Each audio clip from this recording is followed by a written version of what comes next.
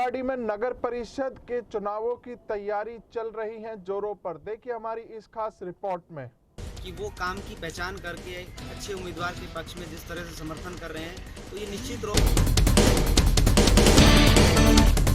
और ये जो मुझे चुनाव चिन्ह मिला है किताब, ये धारवाड़ा के लिए बेहतरी के लिए मैं इस किताब।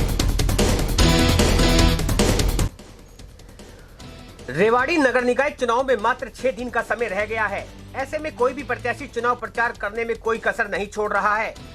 बात करें नगर पालिका धारूहेड़ा की, तो यहाँ सभी प्रत्याशी चुनाव प्रचार में जुट गए हैं। इसी कड़ी में भाजपा से अलग हुए निर्दलीय प्रत्याशी के तौर पर चुनाव मैदान में उतरे युवा नेता संदीप बोहरा ने चुनाव प्रचार में अपनी पूरी ताकत झोंक दी है। संदीप बोहरा ने रविवार को सेक्टर 4 और 6 में धुआंधार प्रचार किया और अपने लिए वोट की अपील की। नगर पालिका धारूहेड़ा के चुनाव प्रचार को देखकर ऐसा प्रतीत होता है कि संदीप बोहरा युवा चेहरा बनकर जनता का दिल जीतने में लगे हुए हैं। चुनाव प्रचार के दौरान मीडिया से बातचीत के दौरान संदीप बोहरा ने अपनी जीत को लेकर पूरी तरह से आश्वस्त नजर आए। संदीप बोहरा ने कहा कि चुनाव जीतकर उनका लक्ष्य सत्ता भोगना नहीं, अपितु जनता की सेवा करना होगा। उन्होंने कहा कि धारूहेड़ा में गंदे पानी, टूटे हुए रोड, गंदगी और साफ सफाई समेत अनेक समस्याएं हैं जिन्हें प्राथमिकता के आधार पर हल करवाया जाएगा।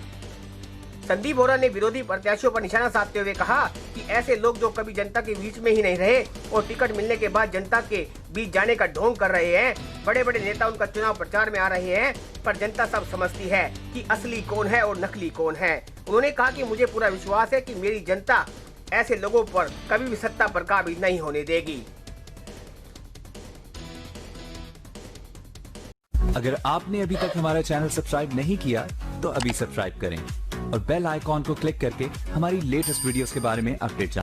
लोगों का जिस तरह से साथ और समर्थन और प्यार मिल रहा है, तो सबसे पहले मैं अपनी जनता का, धारूहेड़ा की जनता का बहुत आभारी हूं कि वो काम की पहचान करके अच्छे उम्मीदवार के पक्ष में जिस तरह से समर्थन कर रहे हैं, तो ये निश्चित रूप से धारूहेड़ा के लिए आने वाला जो टाइम होगा वो बेहतर होगा।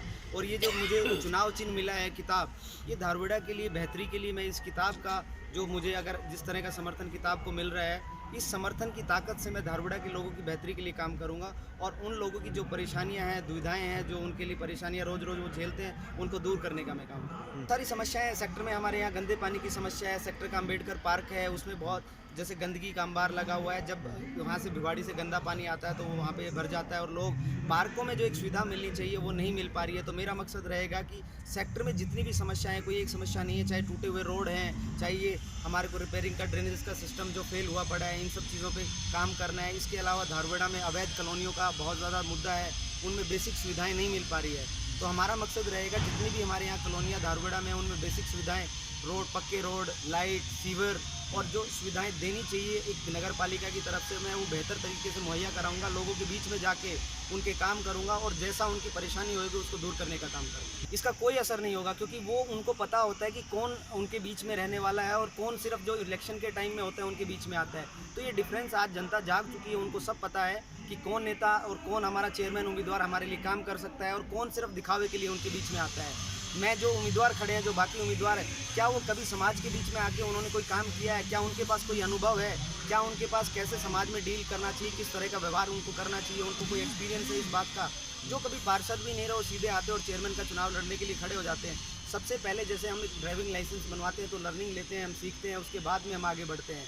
अब ये लोग इस तरह के आ गए हैं कि ये या तो अपने खुद को नुकसान पहुँचाएंगे या जनता को नुकसान पहुँचाएंगे, क्योंकि इन लोगों को काम का कोई अनुभव नहीं है। ऐसे जो गैर अनुभवी लोग हैं, ये कभी भी किसी भी इलाके का भला नहीं कर सकते। जनता को अब इस चीज़ का जागना होगा और जागरूक होना पड़ेगा कि जो अनुभवी है, जिसको काम करने की सोच है, जो काम करना जानता है, ऐसे लोगों का समर्थन भी करे और उनमें जितनी ताकत वो लगा सकते हैं उसको जिताने में उनको लगानी चाहिए। 100% मैं तो आश्वस्त हूँ क्योंकि जनता जिस तरह का प्यार और समर्थन दे रही है, तो ये इनके दिल की आवाज़ है। संदीप बोहरा कोई अकेला ऐसा नहीं है कि सिर्फ इलेक्शन के टाइम निकल के आया है। मैंने पिछले 14 साल इन लोगों के बीच में रह के काम किया है, इसलिए इनका निस्वार्थ रूप से जो मैंने सेवा की है, इन लोगों का काम किया बिना किसी भेदभाव के, ये उसी का प्यार मुझे मिल रहा है। जो लोग मुझे, मैं इलेक्शन में, क्योंकि हमारी पार्टी किसे टिकट नहीं मिला था, वो गठबंधन में चली गई थी, लेकिन मैं पार्टी का सिपाही आज भी हूँ और आगे भी रहूँगा। पार्टी से मेरी ना कोई दूरी आज है और ना आगे रहनी है। 30 तारीख तक ये 14 दिन का मेरा वनवास है और ये 30 तारीख को ख़त्म हो जाएगा जीत के जाके, और मैं अपने जो हमारे कार्यालय में है, ये जीत मैं उन्हीं को समर्पित कर दूंगा, मेरे पार्टी कार्यकर्ताओं को समर्पित कर दूंगा, मेरे नेताओं को समर्पित कर दूंगा। तो ये कहीं कोई ऐसा नहीं है कि कोई आपको शंका फैलाए कि मैं पार्टी से दूर हूँ या पार्टी का मैं आदमी अब नहीं रहूँगा, ऐसा कुछ नहीं है। पार्टी में मेरी आस्था आज भी है और आगे भी रहेगा।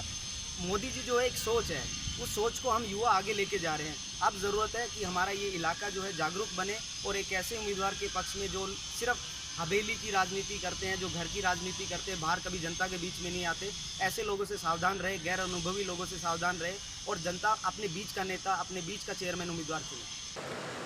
रेवाड़ी से एनसीआर न्यूज के लिए राजेश शर्मा की खास रिपोर्ट। इस वीडियो को ज़्यादा से ज़्यादा शेयर करें, चैनल को लाइक व सब्सक्राइब करें। नमस्कार।